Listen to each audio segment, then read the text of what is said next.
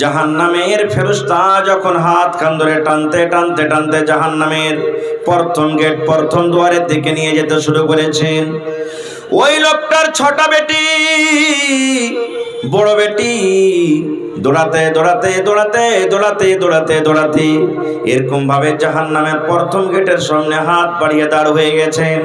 এবার জাহান্নামের ফেরেশতা বলছেন, হে আল্লাহর বান্দী, তুমি কে? তুমি কেন আমাদের আগাতে দাঁড় হয়েছো? কেন তুমি হাত দিয়ে তুমি ঘিরে নিলে? কি ব্যাপারটা, কে তুমি? এবার বলছেন, এই জাহান্নামের ফেরেশতা, এটা আমার আব্বা জান, আমরা হলাম ছোট বেটি। আমার আব্বা জানেন আমি প্রথম বেটি, বড় বেটি। আমার আব্বা জান আমাদের চোখের সামনে জাহান্নামের ভিতরে যাবে রে, আমি বেটি হয়ে সহ্য করতে পারবো না, আমি বেটি হয়ে সহ্য করতে পারবো না। এই জন্য জাহান্নামের ফেরেশতা এই গেট দিয়ে আমার আব্বাকে আমি জাহান্নামের ভিতরে আমি যেতে দেব না। এই ফেরেশতা, আমি আমার আব্বা জানকে আমি এই গেট দিয়ে জাহান্নামের ভিতরে যেতে দেব না। কো জাহান্নামের ফেরেশতা আবার হাত কান ধরে টানতে টানতে 2 নম্বর দরজা দিয়ে হাঁটতে শুরু করেছেন। 2 নম্বর বেটি মাঝো বেটি দৌড়াতে দৌড়াতে হাজির।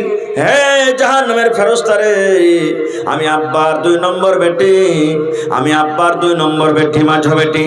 আমার চোখের সামনে আমার আব্বা জাহান্নামের ভেতরে যাবে, আমি তার বেটি সহ্য করতে পারবো না। এই জন্য জাহান্নামের ফেরেশতা রে, আমার আব্বা জানকে আমি এই গেট দিয়ে জাহান্নামের ভেতরে আমি যেতে দেব না। ইমাম সুবহানাল্লাহ। এবার মুসান্নিফ বলছেন সেই কিতাবে 3 নম্বর গেটে 3 নম্বর বেটি হাজির হয়ে গেল, 4 নম্বর গেটে 4 নম্বর বেটি হাজির হয়ে গেল, 5 নম্বর গেটে 5 নম্বর বেটি হাজির হয়ে গেল, 6 নম্বর গেটে 6 নম্বর মেয়ে কলেজার টুকরা হাজির হয়ে গেল। এই জাহান্নামের ফেরেশতা, আমি আব্বার 6 নম্বর মেয়ে 6 নম্বর বেটি, আমি আমার আব্বা জানকে জাহান্নামের ভেতরে আমি যেতে দেব না। কয়টা গেট বাঁচলো জি ভাইয়া? কয়টা বাঁচলো? একটা কিন্তু এখন আছে, আর ওর বেটি আছে? বেটি নাই আর। এবার 6 নম্বর গেট থেকে যখন বেঁচে গেল, ওই বেটির বাপের চোখ দিয়ে ঝরঝর ঝরঝর ঝরঝর করে পানি ঝরতে শুরু হয়েছে।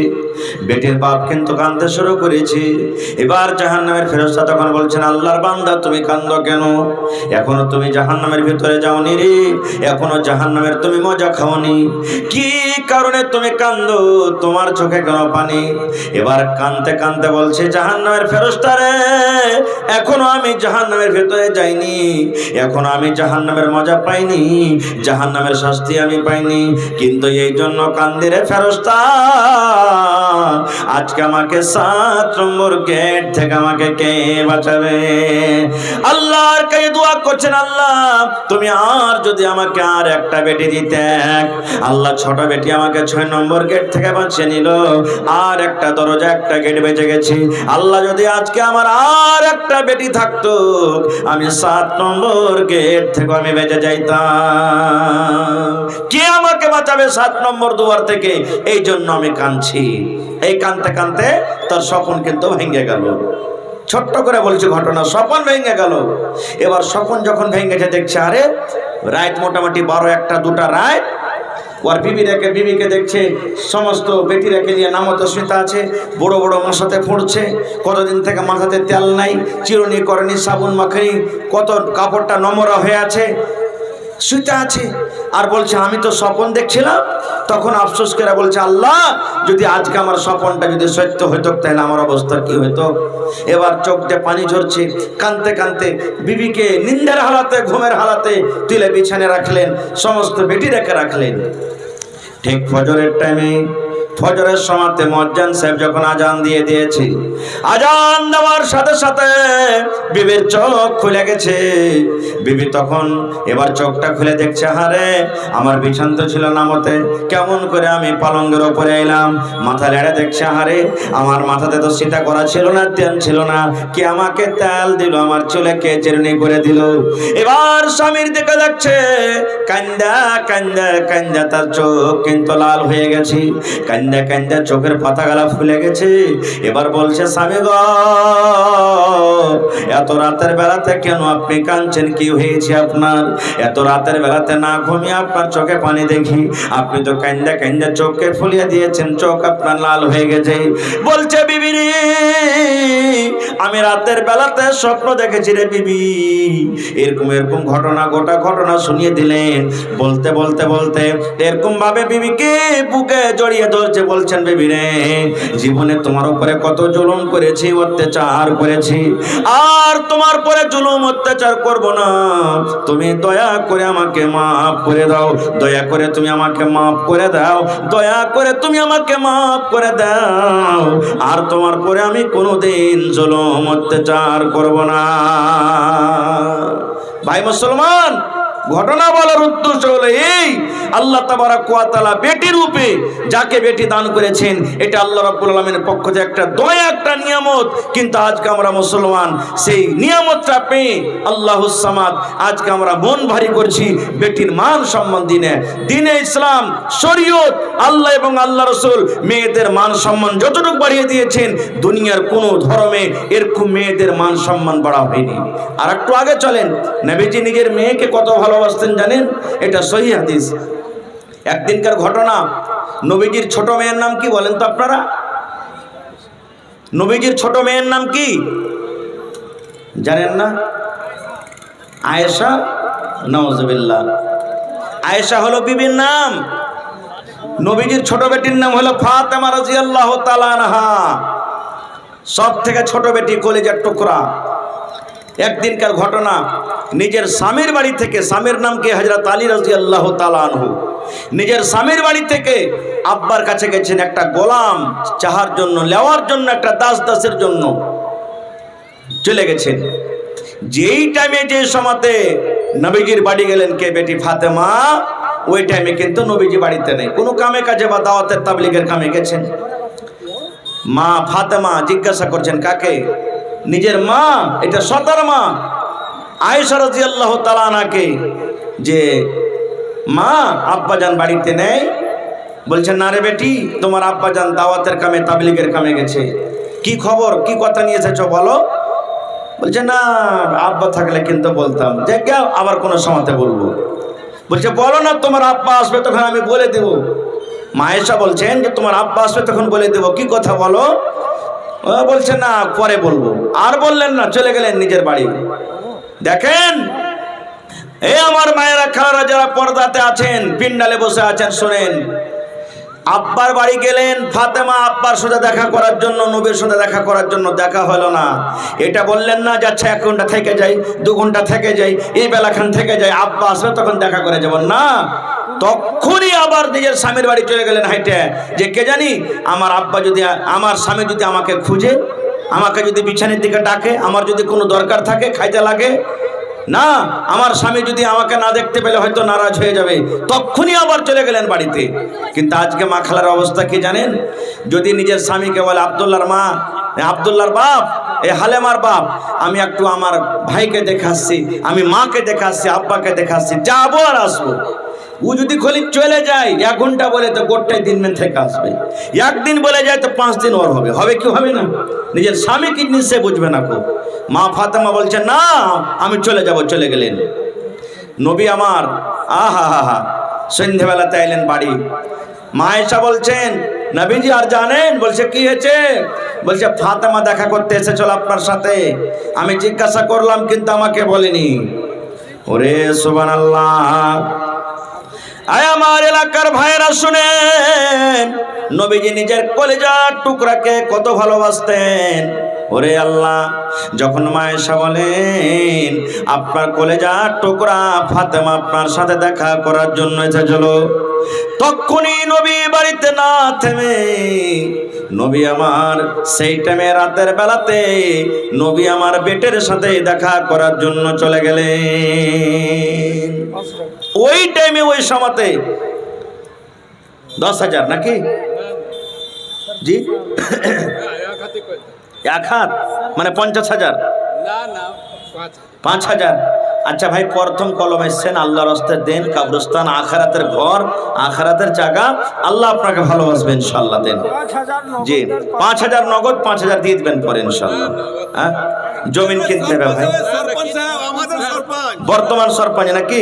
কি নাম আপনার? নাম সরপঞ্চ ইস্তাব আলী সাহেব। 10,000, 5000 নগদ আর 5000 ইনশাআল্লাহ দিয়ে দিবে। নারে তাকবীর, মাশাআল্লাহ। দেখেন এতটি হরেন বাজছে, সব দুনিয়ার একবার 2-4 কিলোমিটার দূর থেকে শুনে নিয়েছে। হ্যাঁ, 5000 কিছু না, মানে কি ছেলে পিলা 4-5টা পড়িয়েছে। আচ্ছা আচ্ছা, তো এক কাম করেন, আর 2000 টাকা দিয়ে দেন সরপঞ্চ সাহেব। 7000 টাকা করে দেন। হ্যাঁ, 7000 করে দেন। জানেন আমার মৌলানা বলে দিলেন, তাও আর 2000 টাকা দিয়ে 7000 করে দেন। কসম খেয়েছেন নাকি? কসমটা তো ভাঙেন কমসে কম। হ্যাঁ আল্লাহ, লেখেন 2000 টাকা লেখেন, তো দিয়ে দেবেন ইনশাআল্লাহ। আচ্ছা 1000 টাকা পুরিয়ে দেন, 1000 করে দেন। আচ্ছা দেন, ঠিক আছে, আমি হাদিসটা বলে নিই, তারপর ইনশাআল্লাহ আপনাকে দোয়া দিচ্ছি। এবার নবীজি তখনই কিন্তু বেটির সাথে দেখা করে চলে গেলেন। দরজাতে গিয়ে ইজাজত চাইছেন, অনুমতি চাইছেন। ফাতেমা, আলী তোমরা বাড়িতে আছো? ফাতেমা রাদিয়াল্লাহু তাআলা বলছেন, আমরা কিন্তু বিছানায় শুইতে গেছি, চোখ বন্ধ হয়নি, জায়গা আছি, কিন্তু শুইতে গেছি। এবার নবীর আওয়াজ পেয়ে ফাতেমা রাদিয়াল্লাহু তাআলা আনহা এবার তখন বিছানা থেকে ওঠার জন্য প্রস্তুত হয়ে গেছেন। আল্লাহ রাসূল বললেন, ফাতেমা, আমার জামাই আলী কই? বলছে আব্বা গো, আপনার জামাই আলী বিছানায় শুইতে আছে। নবী আবার বলছেন, ফাতেমা তোমরা শুইতে থাকো, আমি নবী তোমাদের ঘরের ভিতরে আমি আসছি। মা ফাতেমা বলেন, এবার আমার আব্বাজান ঘরে এলেন, আমি বিছানাতে একদিকে শুইতে আছি, আমার স্বামী একদিকে বিছানায় শুইতে আছেন। আল্লাহর নবী আমার আব্বাজান আমাদের দুজনের মধ্যখানে নবী আমার কিন্তু বসে গেলেন। বসে যাওয়ার পর তখন বলছেন, বেটি রে, আমি না শুনেছি তুমি আমার সাথে দেখা করার জন্য গেছিলে রে মা। কি তোমার দরকার হয়েছিল? কি কারণে তুমি আমার সাথে দেখা করতে গেছিলে রে মা? আমি এখন তোমার আব্বু হাজির হয়েছি, বলো রে মা, তুমি কি কারণে আমার সাথে দেখা করার জন্য গিয়েছিলে? এই আমার এলাকার ভাইরা শোনেন, নবী আমার কত ভালোবাসতেন বেটিকে। যখনই নবী শুনলেন আমার বেটি আমার সাথে দেখা করার জন্য এসেছিল, নবীজি 1 সেকেন্ড আর বাড়িতে দাঁড়ালেন না, তখনই চলে গেলেন। যখন নবী বললেন, বেটি রে, কি কারণে তুমি আমার সাথে দেখা করার জন্য তুমি এসেছিলে রে মা, বলো তো। এই আমার মায়েরা, এবারে ফাতেমা নিজের হাত খানটাকে এরকম ভাবে কিন্তু দেখান, আব্বা গো, এই যে দেখেন, আপনি আমার হাত দেখেন, আব্বা আমার হাত দেখেন, আব্বা গো আমার হাতের দিকে দেখেন। আল্লাহর নবী যেমনই নিজের বেটির হাত দেখলেন, ওরে সুবহানাল্লাহ, হাতে কিন্তু বড় বড় বড় বড় ফোঁসা পড়ে গেছি। কত ফোঁসা সাদা হয়ে আছে, কত ফোঁসা কিন্তু গলে গলে গেছি। হাতটা রক্তে রক্তিত হয়ে আছে, লাহুলাহান হয়ে আছে, হাতে ফোঁসা পড়ে গেছে। এবার নবী তখন বলছেন, মারে, তোমার হাতে কেন ফোঁসা পড়লো? তোমার হাতে কেন ফোঁসা পড়ে আছে? বলছে, আব্বা গো, আপনার জামাইয়ের বাড়িতে কাম কাজ করে করে যাতা পিছে পিছে ইন্দারা থেকে পানি তুলে তুলে, কুয়া থেকে পানি তুলে তুলে আপনার এই আমার হাতে কিন্তু ফোঁসা পড়ে গেছো আব্বা। যাতা পিছে পিছি ইন্দারা থেকে কুয়া থেকে পানি তুলে তুলে স্বামীর বাড়িতে কাম কাজ করে করে আমার হাতে ফোঁসা পড়ে গেছে। সুবহানাল্লাহ। দেখেন নবীর বেটি নিজের স্বামীর বাড়িতে কাম কাজ করে করে হাতে ফোঁসা পড়ে গেছে। আহা হা হা, আজকে যদি আমরা হইতাম কি বলতাম? এই বেটি শুন, বিছান কথা যা ছেলে তো তুই ই কাঞ্জুসের বাড়িতে আর থাকতে হবে না, চল, ইয়া তো কেরা বাড়িতে কাম করতে পারা যাবে না, খো তাড়াতাড়ি কেরা বরিয়ে বেসারলে আর চল বাড়ি চলে যা। আমার কোনো বহিন যদি মাকে ফোন করে, মা গে কোন বাড়িতে তুই বিয়ে দিলি গে মা, আর এই মিনসার ভাত খেতে ভালো লাগে না গে মা, শুধু কাম কাজ করাইছে। কত মা খালা এমন আছেন, বুঝাবে না রে বেটি, শ্বশুর বাড়িতে থাকতে গেলে কাম করতে হবে, শ্বশুর বাড়িতে থাকতে গেলে ভালোভাবে থাকতে হবে, বুঝাইবে। আর কত মা খালা এমন আছে, এক কাম কর না, তুই তো বেকার আয়, তুই তো বেকার আয়। এবার যেমনই চলে গেল তখন ফোন করে ডাকবে, হাজি আমাকে আনতে আসবে না? 5 দিন 7 দিন যখন আনতে আসবে না, বলছে যাবো। বেচারি কোনো রকম গেছে 5 দিন 7 দিন পর বিবিকে আনতে, আর 2-4টা চাংড়া খাড়ো করে তখন বাস হাত কান ধরে খুঁটিতে বেঁধে নেড়াতে 2-4 বাড়ি দিয়ে তখন বলছে, এই তোর বাড়িতে আমার বেটি ভাত খেতে পারবে না, মরার বেটা মরা।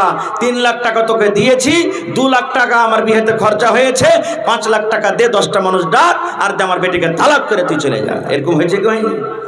শেরশাবাজিতে আমাদের এরকম হয়েছে। কিন্তু ওরে সুবহানাল্লাহ, নবী আমার বেটির হাত দেখলেন, ফাতেমার হাতে কিন্তু ফোঁসা পড়ে আছে। ওরে আল্লাহ, আমার ভাইয়েরা মায়েরা খালারা শোনেন, নবী তখন বলছেন, বেটি রে তুমি আমাকে হাত দেখে কি বলতে চাইছো রে মা? বলছে, আব্বা গো, আমাকে যদি আপনি একটা গোলাম দিতে পারতেন, একটা দাসী গোলা দিতে পারতেন, আমার কাজে আরাম হতো, আমার স্বামীর বাড়িতে কাম কাজ করতো, আমি আপনার মেয়ে আরাম পাইতাম। এই জন্য একটা গোলাম চাইতে গেছিলাম, একটা চাকর চাইতে গেছিলাম। যদি চাকর গালা একটা দিতে পারতেন, আমি শুনেছি লড়াইতে আপনি অনেক চাকর পেয়েছেন, দাস দাসী পেয়েছেন, ওই দাসী গোলা যদি আপনি আমাকে দিতে পারতেন, আমার বাড়িতে কাজ করতো। নবী তখন বলছেন, বেটি তুমি আমার কাছে গোলাম চাইছো, তো গোলাম থেকে যদি একটা ভালো জিনিস তোমাকে দিতে, কোনটা নিবে তুমি? গোলাম নিবে না ভালো জিনিস নিবে? উদাহরণস্বরূপ বলি, আপনার কাছে যদি আপনার বেটি যে বলে, আব্বাজি একটা ছাগল গলা দাও তো, দাম দো একটা ছাগল গলা, তো আপনি যদি বলেন, হারে বেটি ছাগল নিয়ে কি করবি, চল তোকে 30,000 টাকা দিয়ে একটা গাই গালা কিনে দেবো, তো আপনার বেটি ছাগল নিবে না গাই নিবে বলেন তো? জোরে বলেন, কি লিবে জি ভাই? গাই লিবে। আমার নবী বলছেন, বেটি রে তুমি আমার কাছে গোলাম চেয়েছ রে মা, তাইলে গোলাম থেকে ভালো জিনিস দিলে তুমি সেটা নিবে কি নিবে না? মা ফাতেমা বললেন, আব্বা গো আমি গোলাম চেয়েছি, গোলাম থেকে যদি ভালো জিনিস আপনি আমাকে দেন, আমি সেই ভালো জিনিসটা নিব। ভালো জিনিস কি আমি পরে বলছি, কথাটাকে রেখে দিলাম। তার আগে আমি বলি আপনাদেরকে, ফাতেমাটা কে? কে হলো ফাতেমা? ফাতেমা কে? আরে আল্লাহ, আল্লাহর নবী বলেছেন, শেষ নবী আমি দুনিয়াতে এসেছি, আমার পর নবী হয়ে দুনিয়া তার কেউ আসবে না। আমি শেষ নবী, শেষ পয়গম্বর, ইমামুল আম্বিয়া। যত নবী দুনিয়াতে এসেছিলেন, সমস্ত নবীদেরকে নামাজ পড়ালছেন, ইমাম হয়েছেন সেই নবীর বেটি ফাতেমা। নবী আমার বলেছেন, আল্লাহ রাব্বুল আমিন আমাকে প্রথম নম্বরে বলবেন, নবী গো যাও তুমি জান্নাতের দুয়ার খুলে দাও, জান্নাতের গেট খোলো।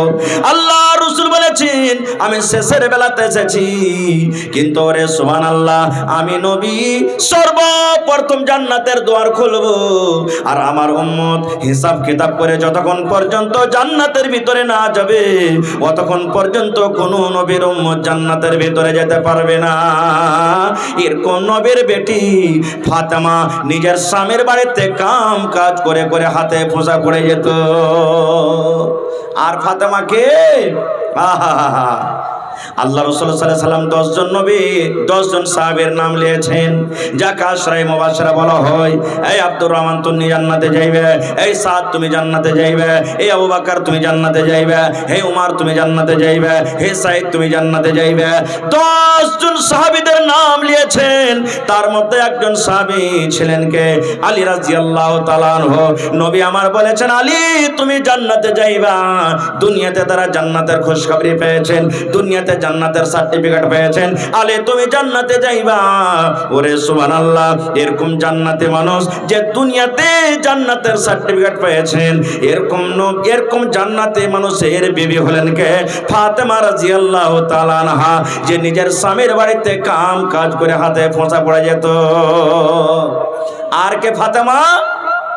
একদিনকার ঘটনা, নবীজি জিবরিল ফেরেশতার সাথে গল্প করছেন, তখন হাসান হোসেন ছোট বাচ্চা, 5-7 বছরকার বাচ্চা, 2-4 বছরকার বাচ্চা, হঠাৎ করে কাঁদতে কাঁদতে নবীর পাঞ্জরে বসে গেছেন যাইয়া। হযরত জিবরিল আর নবীজি একটুখানি দূরে গল্প করছেন, আর আল্লাহ রাসূল সাল্লাল্লাহু আলাইহি সাল্লামের নাতি হাসান এবং হুসাইন কাঁদছেন, কাঁদতে কাঁদতে নবীর পাঞ্জরে বসে গেছেন। এবার তখন জিবরিল ফেরেশতা বলছেন, নবী গো এটা কে? বলছে আমার নাতি। জিবরিল ফেরেশতা বলছেন, নবী গো আপনার নাতিকে আপনি কত ভালোবাসেন। এবার নবী বললেন, জিবরিল রে আমার নাতিকে আমি অত ভালোবাসি যে আমার নাতি নাতিকে ভালোবাসে সেই নবী যেন আমাকে ভালোবাসলো, আমার নাতিকে যে মহব্বত করে আমার সাথে মহব্বত করলো, আর আমার নাতিকে যে ভালোবাসে না মহব্বত করে না সেই যেন নবী আমি আমার সাথে সে মহব্বত করলো না। এবার জিবরিল আমিন বললেন, নবী গো, যে নাতিকে আপনি এত আদর দেন এত ভালোবাসেন তার ভালোবাসা তো আপনার ভালোবাসা, তার নারাজগিকে আপনার নারাজি, আপনার মরে যাওয়ার পর আপনার দুনিয়া থেকে চলে যাওয়ার পর একটা এমন সময় আসবে, একটা এমন টাইম আসবে আপনার এই নাতিকে কিছু মানুষেরা তীর দিয়ে বললাম যে তালোয়ার দিয়ে কত রকম কষ্ট আঘাত দিয়ে আপনার নাতিকে দুনিয়া থেকে শহীদ করে দেবেন। যেমন কথাটা শুনলেন, এবারে নবী বলছেন, জিবরিল রে, আমার এই নাতিকে এত আদর করে আমার নাতিকে মারবি, আমার এত নাতিকে কষ্ট দিয়ে মারবি? বলছে হ্যাঁ, আপনার নাতিকে শহীদ করে দিবি। এবার নবী বললেন, জিবরিল, আমার নাতিকে যখন মারবে আমি নবী সেই সময়তে বাঁচবো না, থাকতে পাবো না। কিন্তু জিবরিল রে, যেই জায়গাতে আমার নাতিকে মারা হবে তুমি দয়া করে ওই জায়গাটা, ওই জমিনখানা তুমি আমাকে একবার দেখাও তো, যেই জায়গাতে আমার নাতিকে শহীদ করা হবে। ওরে আল্লাহ, এবার আল্লাহ রাব্বুল আমিনের আদেশে জিবরিল আমিন সেই জায়গাটা, সেই জমিনটা যেই জায়গাতে নবীর নাতিকে শহীদ করা হয়েছে, আল্লাহ রাব্বুল আমিনের আদেশে সেই জমিনখানটা নবীকে দেখিয়ে দেওয়া হলো। শুধু তা নয়, আল্লাহ রাসূল বলেছেন, যত নওজওয়ান, যত যুবকরা জান্নাতের ভিতরে যাবে, যত নওজওয়ান জান্নাতের ভিতরে যাবে রে, আমার নাতি হাসান হোসেন জান্নাতের ভিতরে যাবে। এবং শুধু জান্নাতে যাবে না, সমস্ত নওজওয়ান, সমস্ত যুবকের জান্নাতের ভিতরে সর্দার হবেন আমার নাতি হাসান হোসেন। এরকম জান্নাতি সর্দারের হাসান হোসেনের মা হলেন ফাতেমা, যে নিজের স্বামীর বাড়িতে কাম কাজ করে হাতে ফোঁসা পড়ে যায়। এবার ফাতেমাটা কি আর একটু জানেন? এই আমার মায়েরা, খালারা, আল্লাহ রাসূল সাল্লাল্লাহু আলাইহি ওয়াসাল্লাম বলেছেন, আমার ফাতেমা জান্নাতের ভিতরে যাবে, আমার ফাতেমা জান্নাতে যাবে, আমার ফাতেমা জান্নাতি মহিলা। আল্লাহ রাসূল বলেছেন, আমার ফাতেমা শুধু জান্নাতে যাবে না রে, যত মহিলারা জান্নাতের ভিতরে যাবে, যত নারীরা জান্নাতের ভিতরে যাবে, সমস্ত নারীদের নেত্রী, সমস্ত নারীদের সরদারনি হবে কে? আমার ছোট বেটি কলেজার টুকরা ফাতেমা। এরকম জান্নাতি মেয়ে ছেলে ফাতেমা নিজের স্বামীর বাড়িতে কাম কাজ করে করে হাতে ফোঁসা পড়ে যেত। সুবহানাল্লাহ। তা নবীজি বেটিকে এত আদর করতেন। বললেন না, आप लोग शांति बनाकर बैठ जाएं। जो रजाकार हजरात हैं, जो जलसा कमेटी है, अगर कोई मामला पेश आता है तो वो देख लेंगे। सामीन हजरात से गुजारिश है कि आप लोग बैठ जाएं। আপনারা বসে যান ভাই, এরকম ভাবে মাহফিল ছেড়ে চলে যাওয়াটা कोई কিন্তু ঠিক मामला নয়। नहीं है, आप लोग बैठ जाएं। কিছু হয়েছে ওখানে আছে, ভলান্টিয়ার আছে, ওরা দেখছে, আপনারা বসে যান। তো ভাই আমার কথা হলো যে আমাদের বাড়িতে যদি মেয়ে জন্মগ্রহণ হয়, এরকম ভাবে আদর মহব্বত আমাদেরকে করতে হবে, মন ভারী করতে হবে না কো ভাই। বলার কথা মেলায় আছে, এরকম ভাবে যদি বয়ান রাখা যায় আরো কিছু সময় লাগবে। তবে ভাই আজকের জালসা হলো কি কবরস্থানের জালসা নাকি? আজকে জালসাটা হলো কবরস্থানের জালসা। আল্লাহুস সামাদ। আজকে আমরা যখন দুনিয়াতে जो भी हैं रजाकार हजरात से गुजारिश है कि आप लोग जो दौड़ धूप कर रहे हैं या कोई मामला है, आप सामीन हजरात को पंडाल में आने के लिए कहें।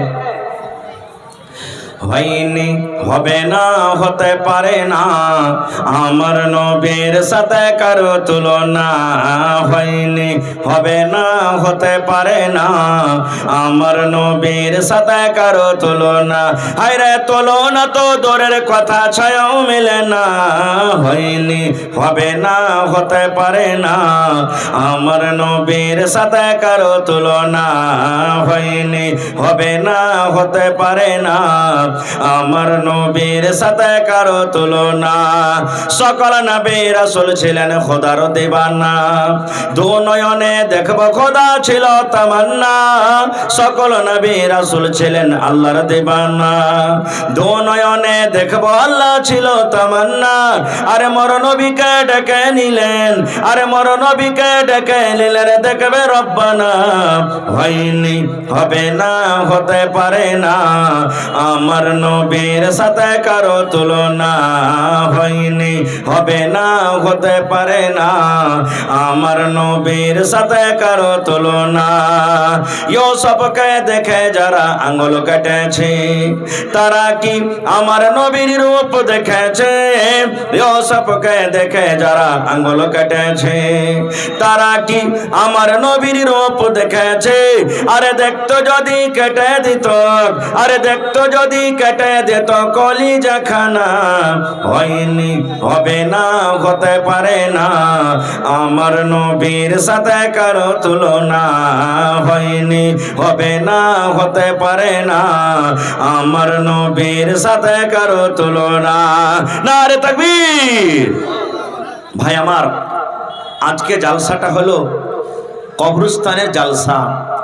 আজকে যখন আমরা বাড়িতে বানাই 10 লাখ, 15 লাখ, 50 লাখ, 1 কারোর টাকা আমরা খরচ করে বাড়ি বানাই, থাকবো কতদিন যার কোনো গ্যারেন্টি নেই।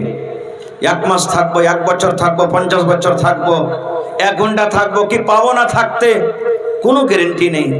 কিন্তু সুবহানাল্লাহ, কবর একটা এমন জায়গা, কিয়ামত পর্যন্ত সেই জায়গাতে আমাদেরকে সোজা থাকতে হবে। এমন দামি জায়গা। আজকে আমরা ঘর বাড়ি আমরা বানাইতে যাচ্ছি, কত টাকা খরচ হয়। সুবহানাল্লাহ। ভাইরে, আজকে আপনাদেরকে নিয়ে এখানকার এলাকার মানুষ, গ্রামের মানুষ একটা জালসার আয়োজন করেছে, যে শুনতে পেলাম জমিন কিছু পাওয়া গেছে, কবরস্থানের জমিন কিনতে হবে, টাকা লাগবে, যার কারণে আজকে জালসাটা লাগানো হয়েছে। এটা খুব দরকারের জিনিস। আল্লাহুস সামাদ। আমরা মুসলমান, আমরা যখন মরে যাব আমাদেরকে জানাজা পড়ে কবরে মাটিতে দফন করবে, আমাদেরকে কবরের ভিতরে থাকতে হবে। এই জন্য কবরস্থানের জালসা ভাই আমার 1 টাকা, 2 টাকা, 5 টাকা, 10 টাকা যা পারবেন যে আমি আপনাদের কাছে নিব।